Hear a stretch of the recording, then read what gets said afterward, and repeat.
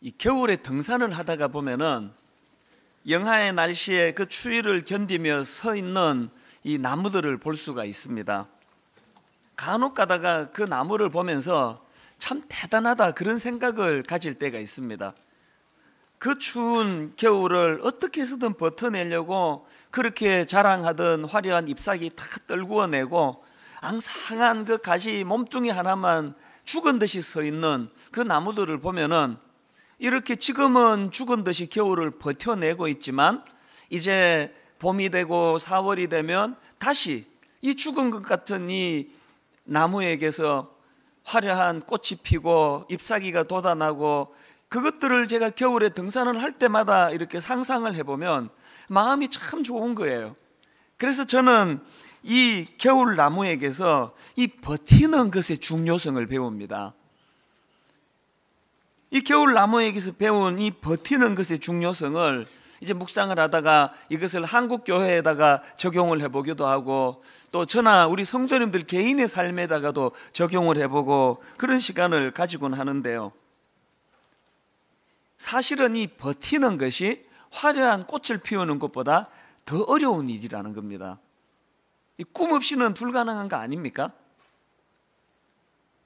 요즘에 간혹 그 후배 목사님들이 저를 만나면 이런 부탁을 할 때가 있습니다. 이제 목사님 가만히 계시지 마시고 한국 교회를 위해서 이제 좀 나서 주세요.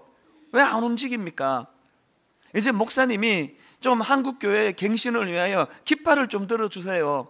그러면 저희들이 뒤따르겠습니다. 이런 이야기들을 간혹 듣는데요. 그럴 때면 제가 앵무새처럼 반복하는 답변이 이 겨울나무 이야기예요.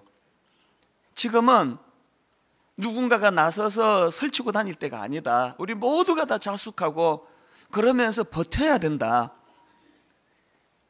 하나님께서 이제 저 같은 목회자들의 잘못 또 많은 성도들의 타락과 방종 이것을 보시고 매를 드실 거예요.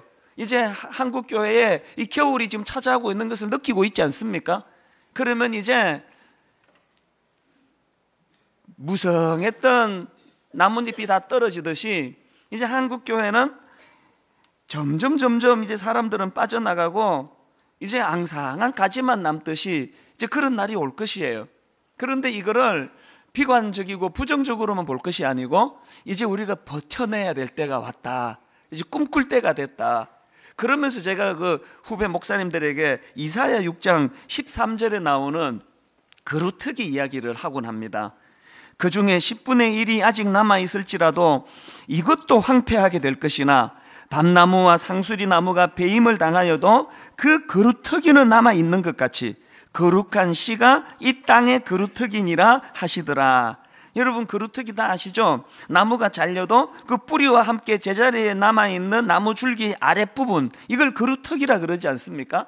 하나님은 이 개념을 가지고 오셔가지고 타락한 남유다가 완전히 멸절될 때까지 심판하실 것이지만 그러나 그런 상황이랄지라도 그루터기 곧 거룩한 씨는 남기실 것이라는 겁니다. 이게 구약의 이 남은 자 사상입니다. 창세기 7장 23절에 보니까 지면의 모든 생물을 쓸어버리시니 곧 사람과 가축과 기는 것과 공중의 새까지라 이들은 땅에서 쓸어버림을 당하였으되 오직 노아와 그와 함께 방주에 있던 자들만 남았더라. 이게 이 남은 자. 제가 보기에 이제 한국교회는 늦었습니다. 누가 이제 뭐 깃발 들고 뭐 그렇게 설친다고 지금 될 상황이 아니에요. 이제 우리는 그냥 하나님의 이 심판, 이 겨울을 견뎌야 돼요. 그래서 이제 많은 죽정이들은 사라지고 이제 교회 안에 참 그리스도인만 남을 거예요. 그럴 때 우리가 꿈꿔야 되는 게 뭐냐? 이 하나님의 심판으로 한국교회에 겨울이 찾아올 때 겨울나무가 오직 생존만을 위하여 그 화려한 잎사귀 다 떨구고 초라하게 버티고 서 있는 것처럼 하나님 오는 이 시대에 하나님이 쭉정이들 다 파하시고 하나님이 찾으시는 그루터기, 하나님이 찾으시는 그 남은 자, 그 하나님이 찾으시는 그루터기가 되기 위하여 잘 버텨낼 수 있는 이것이 우리의 기도 제목이어야 된다는, 전 개인적으로 그렇게 생각을 합니다. 제가 이런 생각을 하다가 보니까 저의 지상 최대의 과제는 이제 한국교회 살리겠다고 분당 우리 교회가 제가 결연히 나서가지고 그렇게 머리띠 두르고 그렇게 깃발 올리고 나를 따르라 이러는 거 아닙니다. 저의 지상 최대의 과제는 괜히 그렇게 설치고 다니다가 넘어지고 자빠져서 또 다른 성도들에게 아픔을 주고 누를 끼치는 행하는 것이 아니고 은퇴할 때까지 소리 소문 없이 조용히 그냥 버티는 거예요. 은퇴할 때까지 이를 악물고 버텨서 정말 실족하지 않고 성도들 마음 상하는 일 저지르지 않고 그러다가 내 역할이 끝나면 조용히 사라지는 거. 제가 그런 생각을 하고 있다가 보니까요, 하던 트위터도 끊은 지 오래됐습니다. 페이스북은 처음부터 시작도 안 했습니다. 저는 카톡도 안 해요. 누구도 안 만납니다. 인터뷰하자고 연락이 와서 응하는 경우 거의 없습니다. 그냥 버티는 거예요. 한국교회에 살리는 무슨 모임을 만들려고 하는데 목사님이 회장을 맡아주세요. 한 번도 응한 적이 없습니다. 저는 지금 그렇게 꽃을 피울 때가 아니고 버텨야 할 때라고 믿습니다. 그런 생각을 갖고 있는 거예요. 사실 여러분, 앞에서도 말씀드렸지만 막 그냥 교회를 등에 업고 화려한 꽃을 피우는 게 쉬운 일이에요. 버티는 게 더 어렵더라고요. 그래서 이게 버거울 때마다 겨울산을 오르는 거예요. 묵묵히 버티고 있는 그 겨울나무를 보면서 하나님, 저도 이 나무처럼 이 겨울을 잘 버텨내기를 바랍니다. 1월 달에 산에 오를 때마다 오늘 이 예배, 이 4월 첫 주 부활주일 많이 기다렸습니다. 아버지, 지금 눈으로 보이는 건 온 산하가 얼어붙은 동토, 삐쩍 마른 초라한 나무 죽은 것처럼 서 있는 이것밖에 눈에 보이지 않지만 하나님, 저는 영안을 열고 4월에 언제 그랬냐는 듯이 무성이 푸른 잎이 돋아나고 꽃이 다시 피어나고 그날을 저는 기다리고 꿈꾸고 있습니다. 그날이 지금 도래한 거 아닙니까? 등산할 때마다 너무 기쁜 거예요. 죽었던 산이 살아나고 죽었던 나무에서 꽃이 다시 피고. 여러분, 부활절을 맞은 오늘 저와 여러분이 영안을 열고 꾸셔야 될 꿈이 있다면 이거예요. 하나님, 오늘 우리들의 범죄함으로, 목회자들의 범죄함으로 한국교회가 지금 겨울을 맞았는데 아버지, 저마저도 우리마저도 실족하지 않고 잘 버텨낼 수 있도록 힘 주시기를 원합니다. 우리가 잘 버텨내요 언젠가 다시 그 남은 자들을 통하여, 그루터기를 통하여 하나님의 은혜의 강물이 한번 우리에게 부어지게 될 때에 그때 하나님 앞에 그루터기로서의 역할을 감당할 수 있도록 은혜 주시기 원합니다. 부활절 날 이게 우리의 기도 제목이라고 저는 생각합니다. 그래서 저는 오늘 이 본문을 가지고 이제 위기를 만난 이 시대에 이 겨울이 찾아온 한국교회에 어떻게 하면은 그루터기와 같은, 또 이 남은 자와 같은 하나님 찾으시는 그런 삶을 살 수 있었나? 그래서 제가 이런 질문을 던져보는 거예요. 누가 이 시대에 그루터기가 될 수 있나? 본문을 중심으로 몇 가지를 정리해 드리려고 하는데요. 자, 첫째로요, 누가 이 시대에 그루터기가 될 수 있습니까? 부활하셔서 지금 일하시는 주님을 볼 수 있는 영안을 가진 사람, 그 사람이 그루터기가 될 수 있다는 겁니다. 오늘 본문 요한복음 11장 25절 26절을 보십시오. 예수께서 이르시되 나는 부활이요 생명이니 나를 믿는 자는 죽어도 살겠고 무릇 살아서 나를 믿는 자는 영원히 죽지 아니하리니 이것을 내가 믿느냐? 여러분, 여기서 중요한 것은 이 나는이라는 표현이에요. 이것을 영어 성경으로 보니까 그 시제가 현재형 I am 이렇게 돼 있더라고요. 이게 왜 중요하냐? 제가 설명을 드리겠습니다. 성경에 보면은 예수님께서 특별히 사랑하시던 3남매가 있지 않았습니까? 마리아, 마르다, 나사로. 그런데 그 3남매 중에 나사로가 죽을 병이 온 거예요. 그래서 그 난감한 상황에서 그 누이들이 예수님께 그 사실을 전합니다. 요한복음 11장 3절입니다. 이에 그 누이들이 예수께 사람을 보내어 이르되 주여 보시옵소서, 사랑하시는 자가 병들었나이다. 이제 위급한 상황이에요. 그런데 어찌된 영문인지 예수님이 바로 나사로에게 가셔서 도와주질 않으시고 미적미적 하시다가 나중에 가보니까 상황이 끝나버렸어요. 나사로가 죽었습니다. 이 절망적인 상황 아닙니까? 그런데 요한복음 11장에 제가 참 흥미를 느끼는 게요, 바로 그런 상황인데요. 그런 상황에서 예수님과 마르다가 나누는 대화가 굉장히 길게 거기에 기록이 되어 있는 겁니다. 그게 이유가 있을 거 아닙니까? 그래서 제가 이 부분을 묵상을 하는데요, 이것을 과거, 현재, 미래 이런 시제를 가지고 이 초점을 두고 이 말씀을 살펴보면은 여기에 참 중요한 영적인 포인트를 얻을 수 있더라는 겁니다. 자, 한번 보시겠습니까? 요한복음 11장 21절입니다. 마르다가 예수께 여짜오되 주께서 여기 계셨더라면 내 오라버니가 죽지 아니하였겠나이다. 지금 마르다는요, 오빠의 죽음이 너무 슬퍼가지고 온통 그 시선이 되돌이킬 수 없는 과거에 머물러 있는 것을 느낄 수 있습니다. 그러니까 예수님께서 뭐라고 응수하시는가 보니까 23절입니다. 예수께서 이르시되 내 오라비가 다시 살아나리라. 그러면서 주신 말씀이 오늘 본문 25절이에요. 예수께서 이르시되 나는 부활이요 생명이니 나를 믿는 자는 죽어도 살겠고, 여러분 제가 앞에서 여기서는 나는이라는 현재형 시제 I am, 이 시제가 중요하다고 말씀을 드렸지 않습니까? 왜 그런지 아시겠죠? 예수님이 이 말씀을 주시는 것은 지금 너무 큰 슬픔을 당한 나머지 마르다가 온통 그의 시선이 돌이킬 수 없는 과거에만 머물러 있는 거예요. 예수님 오셨으면 우리 오빠 안 죽었을 텐데, 건강관리만 좀 잘했으면 우리 오빠에게 이런 일이 없었을 텐데, 돌이킬 수 없는 회한의 과거에 머물러 있는 이 마르다의 시선을 현재로 끌어들이시기 위하여 주님이 부활의 능력을 말씀하시는 거예요. I am, 나는 이 시간 네 슬픈 과거를 돌이킬 수 있는 능력, 부활하신 능력의 주님이시다. 그 메시지를 던져주니까 마르다의 반응을 한번 보세요. 그랬더니 24절입니다. 마르다가 이르되 마지막 날 부활 때에는 다시 살아날 줄을 내가 아나이다. 예수님은 지금 과거에 머물러 있는 그의 시선을 현재로 끌어들이시려고 그 말씀을 주시는데, 이 마르다는 현재는 생략하고 과거 그 어느 시점에 머물던 그의 시선이 껑충 뛰어가지고 미래 막연한 어느 시점으로 그의 시선을 옮기고 있다는 겁니다. 마르다에게 믿음이 있는데 그 믿음에 현재가 없습니다. 이건 우리의 모습 아닙니까? 예배를 인도하면 많은 분들이 눈물을 흘리세요. 그 많은 눈물 중에는 과거의 회한을 제가 건드렸기 때문에 눈물이 나는 거예요.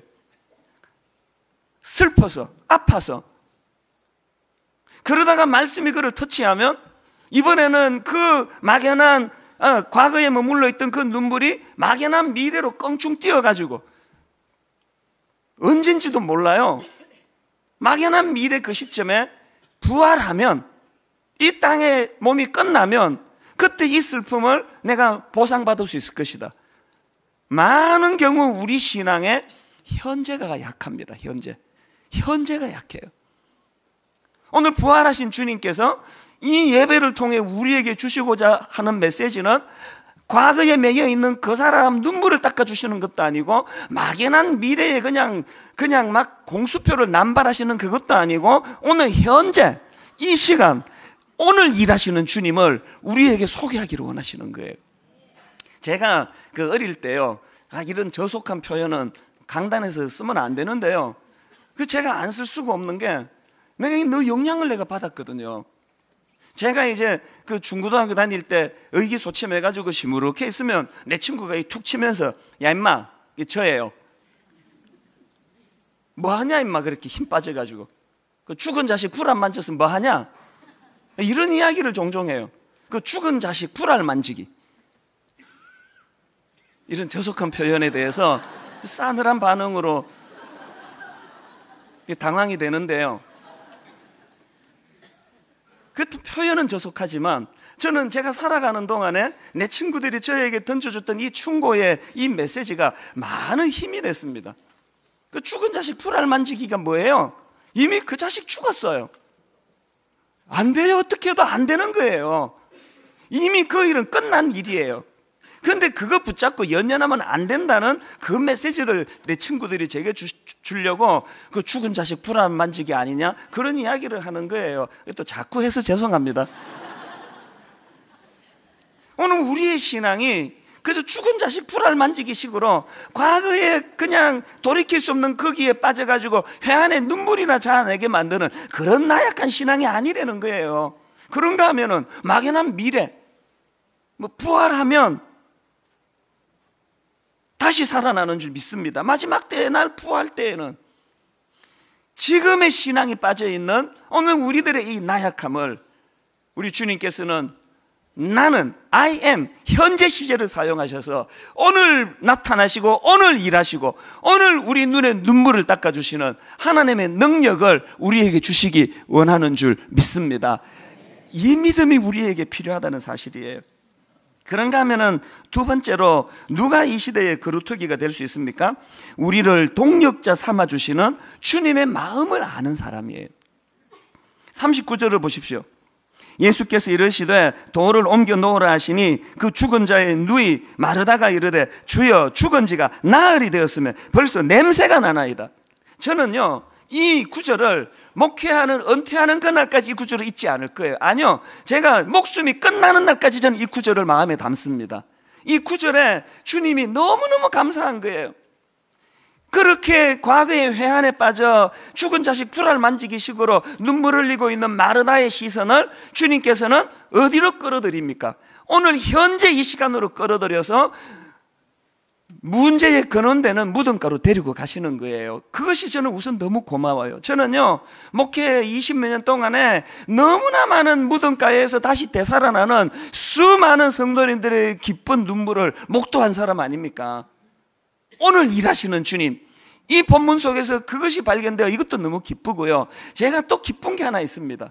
주님께서 그냥 우리를 무기력한, 그래서 무슨 서커스 구경하듯이 너 눈 감아봐, 10살 때까지 눈 뜨지 마. 그리고는 나사로를 혼자 다 살려내시고 자, 눈 떠, 짜잔, 이렇게 우리를 다루지 않으세요. 주님이 오늘 현재 일하시되 죽은 나사로를 살려주시되 뭐라고 말씀하십니까? 3절에 예수께서 이르시되 돌을 옮겨 놓으라 하시니, 여러분 지금 예수님이요 당신은 도저히 돌 옮길 수 있는 재주가 없어가지고 이건 네가 해라 그러시는 분입니까? 아니잖아요. 예수님 지금 죽은 나사로 살리러 가신 분이에요. 그런데 왜 돌은 니들이 옮겨라 그러시느냐고요. 왜 그러느냐고요? 여러분 이 질문에 대한 답을 저는 고린도전서 3장 6절에서 찾았습니다. 나는 심었고 아볼로는 물을 주었으되 오직 하나님께서 자라나게 하셨나니. 9절에 보니까 이런 표현도 있네요. 우리는 하나님의 동력자들이요. 오늘 하나님이 당신의 능력을 뽐내면서 모든 일을 당신이 다 하시고 우리를 구경꾼으로 전락시키지 않으시고 그 놀라운 신적인 능력을 베푸시는 현장에 나 같은 초라한 인간을 동력자로 불러주시는 거예요. 우리 동업하자. 이게 제가 왜 은혜인지 아십니까? 분당 우리 교회 개척 13년이 지나고 오늘 되돌아보면 내가 내린 결론은 딱 하나예요. 제가 여러분 그냥 하나님 체면 때문에 이런 말씀 드리는 거 정말 아니고요, 내 심령에서 드리는 고백이에요. 처음에 교회를 개척하고 온 분당 시내를 돌아다니고 저는요 이 지역에 상처가 있어요. 정자동에서 쫓겨나고 그 70평짜리 공간 하나도 없더라고요. 그렇게 낙심해 있을 때 하나님께서 하나님의 지혜로 놀랍게도 이 송림중고등학교, 세상에 이 학교를 저희가 들어올 수 있는 확률은 이건 0.01%도 안 됩니다. 그리고 지난 13년 동안 모든 일을 하나님이 다 하셨어요. 그래서 참 신기한 게요, 제가 13년 동안 30몇 명으로 창립 멤버로 시작해가지고 오늘날 2만 명이 될 때까지 제가 이걸 다 했으면요 저 지금 식물인간 번아웃돼서 죽었어야 돼요. 근데 보셔서 알지만 저 갈수록 생생해요. 갈수록. 그래서 제가 마음 흔들릴까봐 순장반에서 지지난 주에 선포를 해버렸는데요, 내년이 제가 안식년이거든요. 순장반에다가 선포했습니다. 내년에 안식년 안 할 거라고. 지금 생각은 그렇습니다. 지금 생각은. 이걸 제가 또 공포하는 이유도 또 흔들릴까봐 제가 미리 말씀드리는 거예요. 꼭 필요하면 한두 달 특별한 시간은 가질지 안 가질지 모르지만요, 내가 하나님 앞에 양심으로 안식할 거리가 없어요. 매일매일 안식을 주시는데 하나님이 저 같은 걸 미국에 있는 저를 뚝 불러가지고 너 나랑 동업하자, 그렇게 동력의 기쁨을 주셨는데 일은 당신이 다 하시고 영광은 제가 다 누리고 있는 거예요. 제가 이 농사를 농사 전문가라고 하는 분, 그 인터뷰하는 글을 봤는데 제게 참 인상적이었던 게, 이분이 자기가 농사를 지어보니까 인간이 할 수 있는 게 별로 없더라, 그 얘기를 하는 게 너무 인상적이었어요. 겉으로는 인간이 밭 갈고 인간이 그 씨 심고 인간이 물 주고 인간이 거두고 인간이 다 할 것 같은데, 이 전문가가 하는 말이 농사를 지어보니까 인간이 할 수 있는 일이 별로 없더래요. 이 전문가의 이야기 아닙니까? 오늘 우리가 하나님께서 현재 오늘 살아 숨쉬시고 현재 오늘 일하시는 능력자이실 뿐만 아니라 그 능력 많으신 주님, 우리에게 우리 동업하자, 우리 같이 일하자.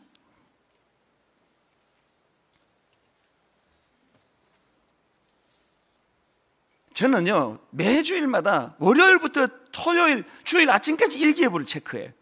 우리 성도님들 편하게 예배 오시라고 하는 것도 있지만 난 주차 부원들이 걱정이 돼가지고, 저 주차 봉사하시는 분 솔직히 난 인간적으로는 이해가 안 가요. 뭐 하시는 일이에요 저게 도대체? 지금 이 예수 믿는 사람들이 불법 주차도 많이 하고 얼마나 이기적이고 도대체 이해가 안 되는 사람들이 이 안에 너무 많이 와 있어요. 그런데 마음이 너무 낙심이 돼요.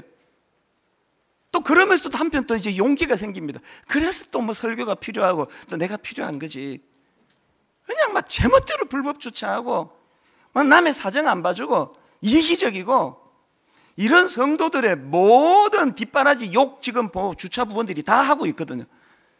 세상에 험악한 육두문자, 이거 하루 딱 봉사하면 1년치 먹을, 1년이 뭐예요? 평생 먹을 욕을 다 먹습니다.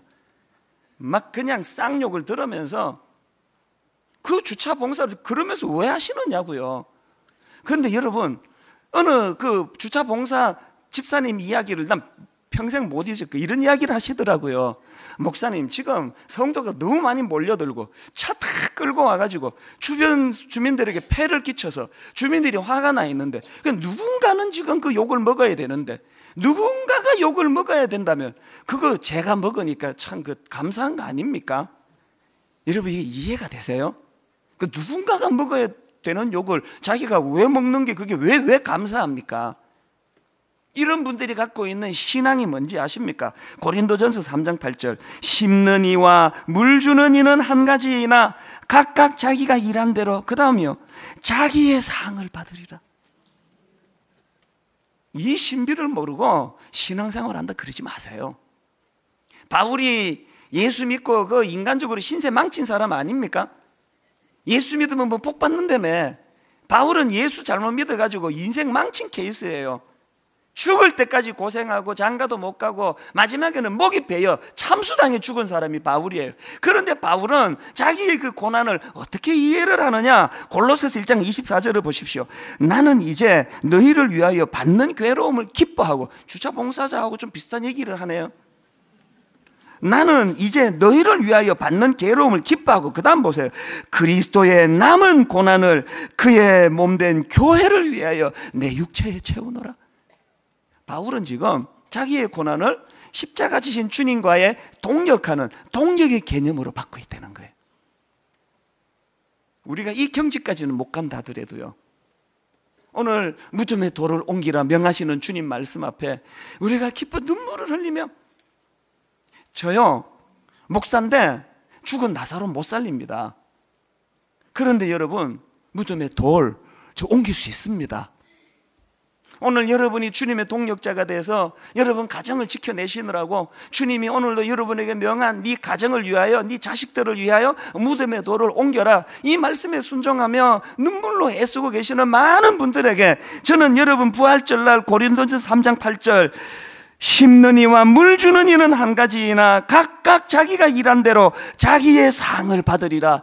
주님 주시는 이 샬롬, 이 주님이 손잡아 주시는 하나님의 평강의 은혜, 여러분에게 주시는 상급, 이거 받아 누리는 여러분 되시기를 바랍니다. 그런가 하면 세 번째로요, 누가 이 시대의 그루터기가 될 수 있습니까? 나보다는 하나님의 영광을 먼저 생각하는 그런 사람이 이런 일을 할 수 있다는 것입니다. 자, 4절을 보십시오.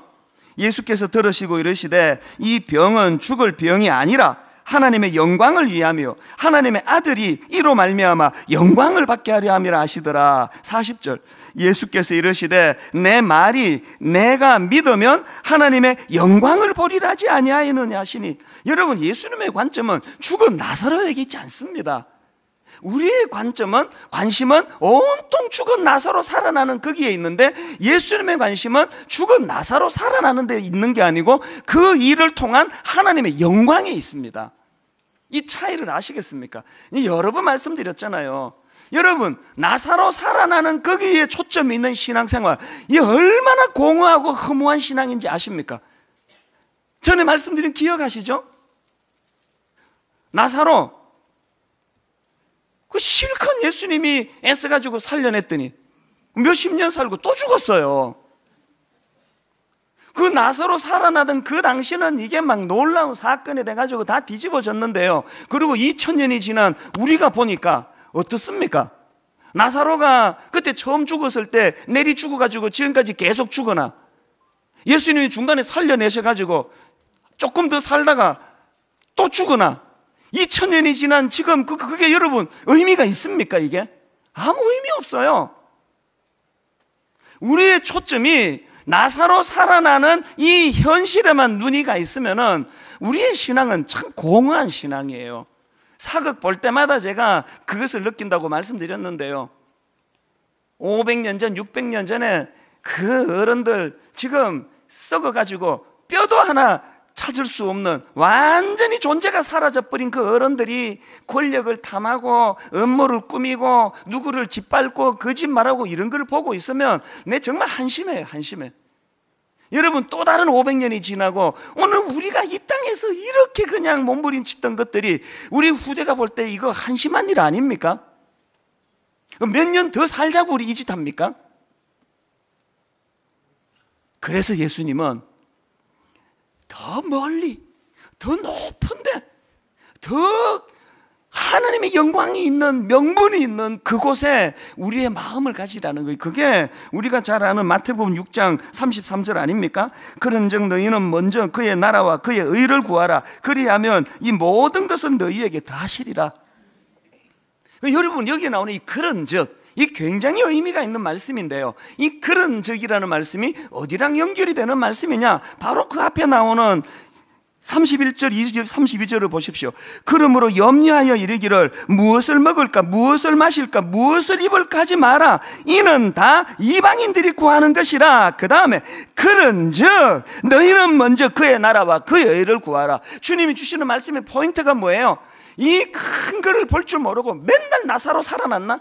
우리 아들 무슨 대학 들어갔나? 이번 모의고사 점수 잘 받았나? 주님이 그렇게 도와주셨나?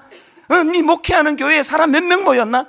이런 데만 초점을 가지고 살면 필연적으로 따라오는 게 뭐라고요? 그러므로 염려하여 이르기를 무엇을 먹을까, 무엇을 마실까, 무엇을 입을까 하지 말라잖아요. 그런 인생에게 필연적으로 찾아오는 거 염려. 하나님은 먼저 그 나라와 그 의를 구하라. 더 큰 명분을 가지고 구하라. 그러면 우리에게 염려가 사라지는 걸 경험한다는 겁니다. 이 복음의 능력을 맛보시는 여러분 되시기를 바랍니다. 제가 참 부끄러운 이야기를 해서 이거를 제가 할까 말까 망설였는데요, 참 저 역시도 연약한 인간이라는 걸 오픈하는 것이 또 기도 부탁에 도움이 될 것 같아요. 최근에 어떤 일이 있었냐면은 2주 전에 저희 교회가 이제 10 사역 감사 예배, 그래서 이제 저희가 알고 계시듯이 10교회를 정해가지고 이제 우리 성도님들이 일부 예배를 드리시고 거기 가서 이제 예배를 드리고 거기에 11조를 헌금하고 또 이런저런 헌금하고 섬기고 그 일을 2년간 해왔습니다. 그리고 또 다른 10교회 미자립 교회를 저희 교회가 선정을 해가지고 이제 그 담임 목사님 사례비를 월 250만 원씩 지원을 해드렸습니다. 2년간. 그래서 2년 동안 목사님은 그 생활비 걱정을 줄이시고 복음 전하는 일에만 전념하시라고 그렇게 이제 우리가 사역을 해왔는데 2주 전 수요일 날 그 감사 예배를 드린 거예요. 그런데 그 감사 예배 드리기 3일 전에 무슨 일이 있었느냐 하면은요, 당회가 벌어졌어요. 지금 이제 그 방송실에서 계속 지금 부탁한 게 지금 오랜 시간이 지났는데요, 방송 장비를 이제 교체해야 된다는 거예요.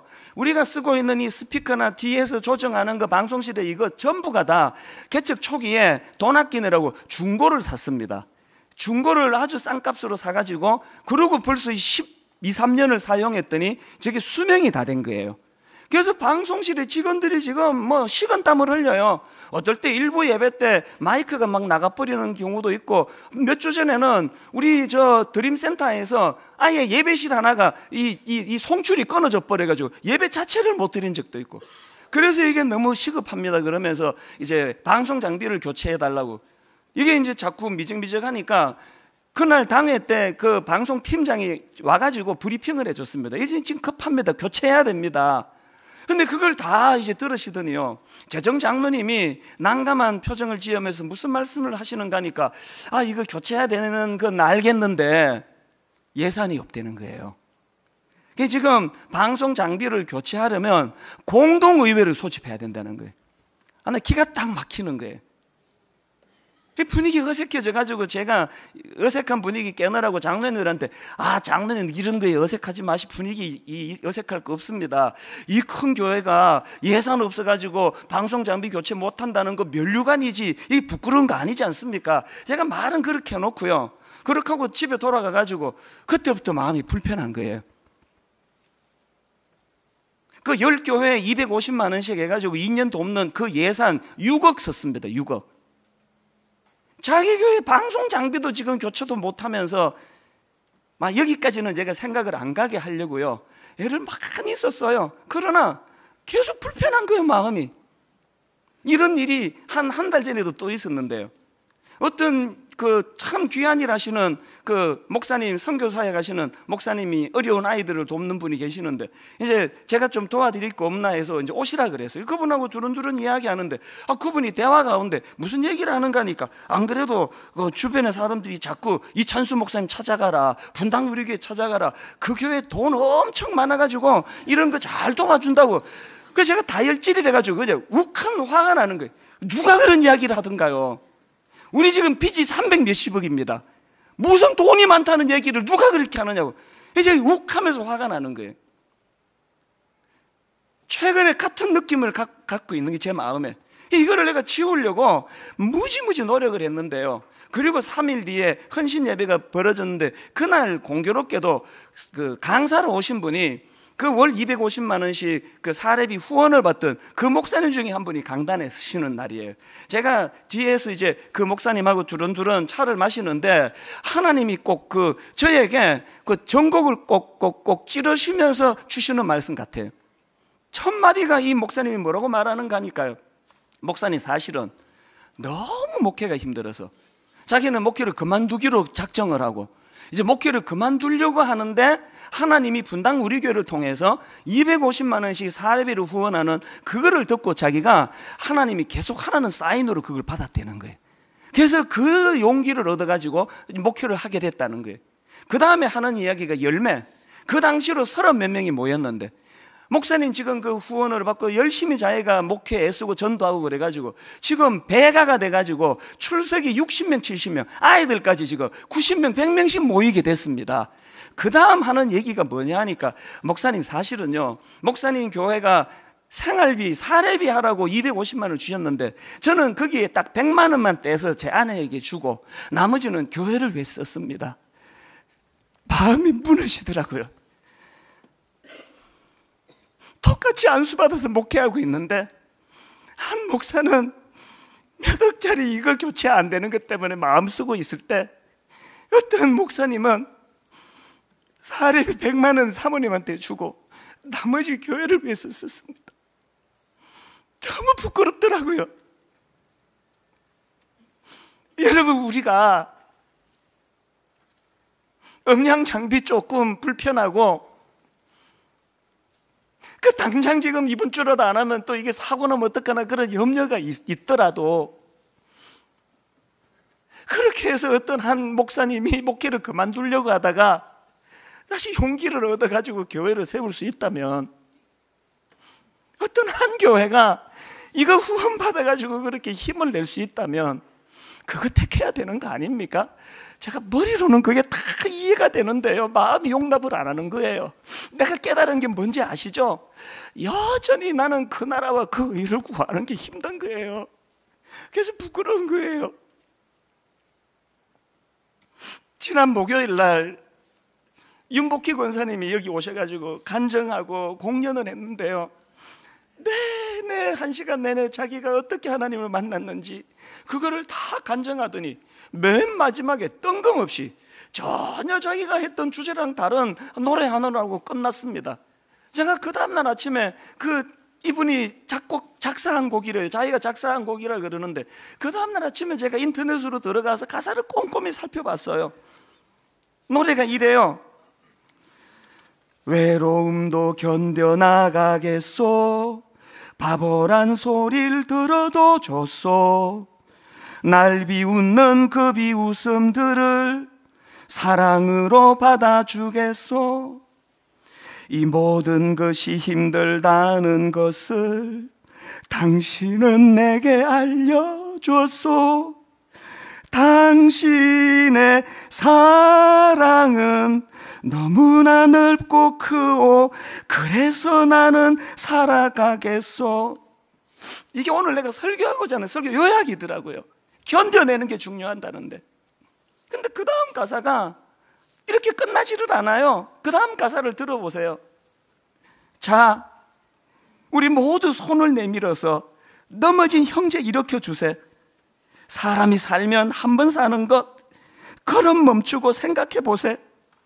시냇물이 강으로 흘러서 저 바다와 하나 되듯이 우리는 하나요, 당신과 나도 하나, 우리는 하나가 돼야 하오. 자, 우리 모두 손에 손을 잡고 저 험한 벌판을 걸어가세. 가다 보면 폭풍도 지나고 캄캄한 밤도 지나갈 거요, 높은 산을 올라갈 때도 있어, 푸른 초원도 지나갈 거요. 그런데 그 다음 보세요.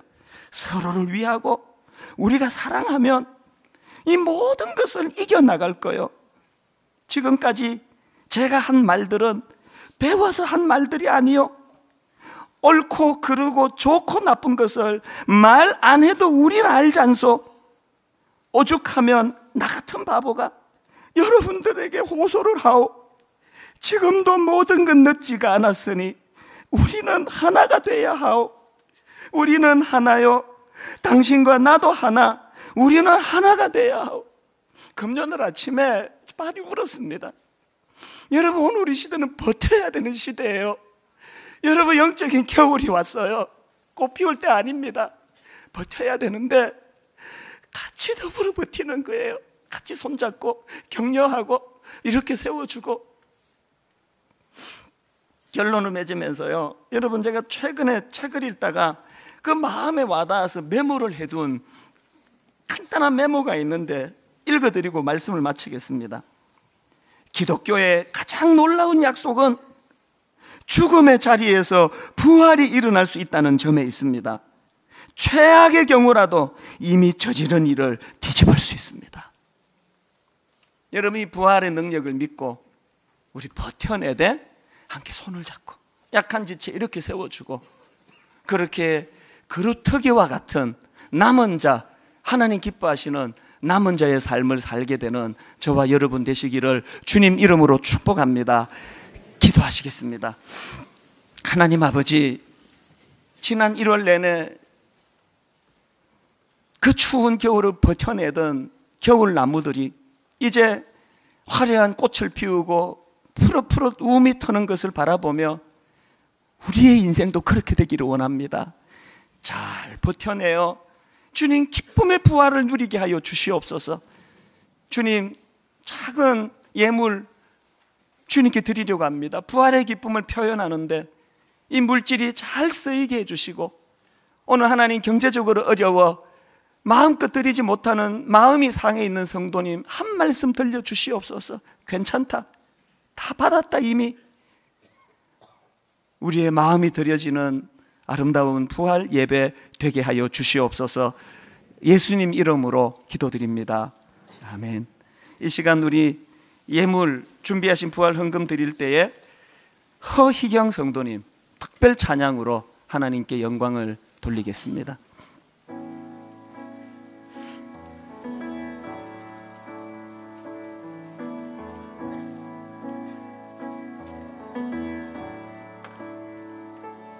어둠 속 헤매이던 내 영혼 갈 길 몰라 방황할 때에 주의 십자가 영광의 그 빛이 나를 향해 비추어 주셨네. 주홍빛보다 더 붉은 내 죄 그리스도의 피로 씻기어 완전한 사랑 주님의 은혜로 새 생명 주께 얻었네. 은혜 아니면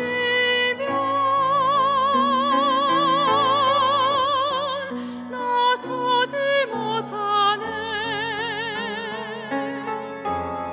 십자가의 그 사랑 능력 아니면 나서지 못하네. 은혜 아니면 나서지 못하네. 완전한 사랑 그 은혜 아니면 나서지 못하네.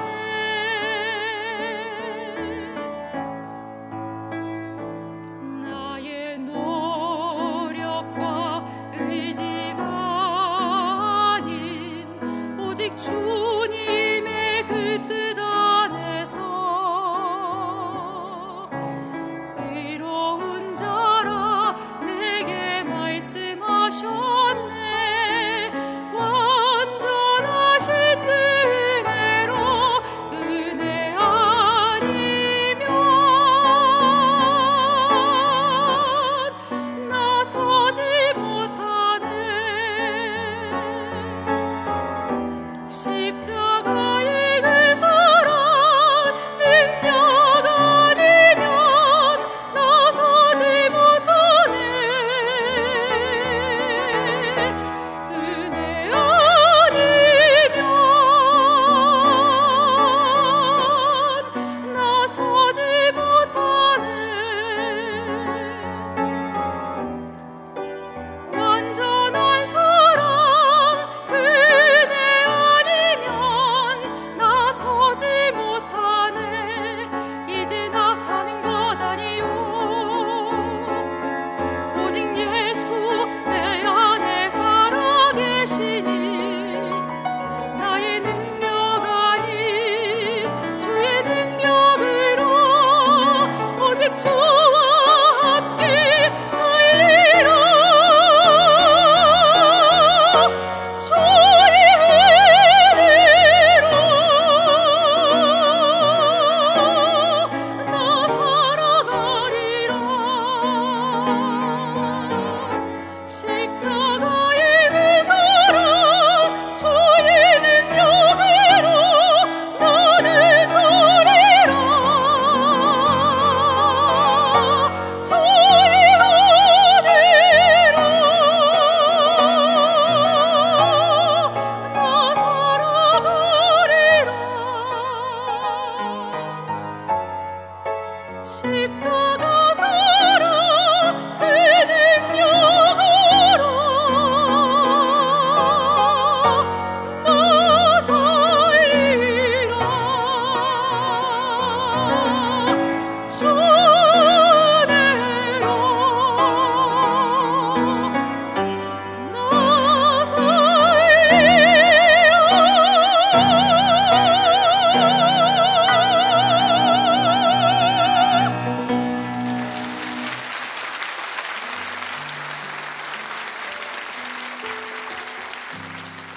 귀한 찬양 감사합니다. 제가 다시 그 메모해 둔 거 다시 읽어드리겠습니다. 기독교의 가장 놀라운 약속은 죽음의 자리에서 부활이 일어날 수 있다는 점에 있습니다. 최악의 경우라도 이미 저지른 일을 뒤집을 수 있습니다.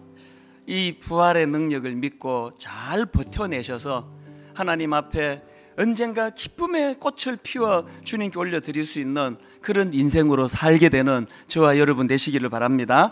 이제 우리 이 말씀을 기억하시면 탁 자리에 일어나셔서 찬송가 160장입니다.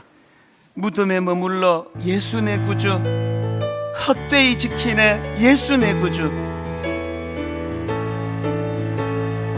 무덤에 머물러 예수 내 구주.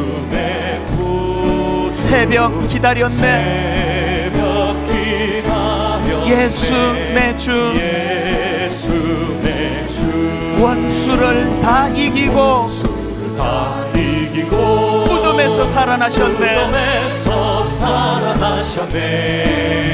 어두움을 이기시고 나와서 성도 함께 길이 다스리시. 사셨네 예수 다시 사셨네. 헛되이 지키네 예수 내 구. 헛되이 봉하네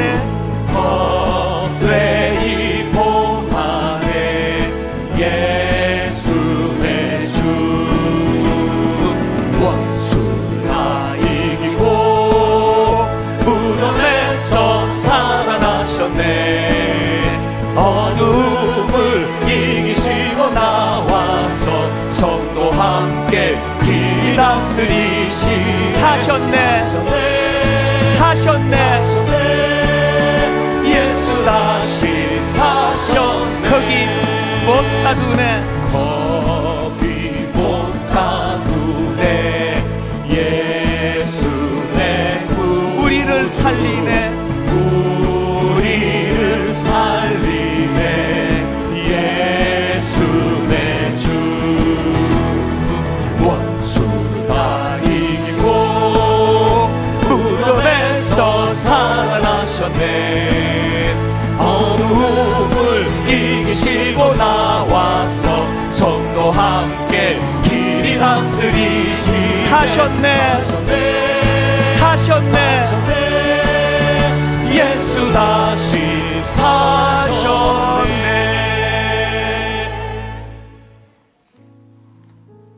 예수께서 이르시되 나는 부활이요 생명이니 나를 믿는 자는 죽어도 살겠고 무릇 살아서 나를 믿는 자는 영원히 죽지 아니하리니 이것을 내가 믿느냐.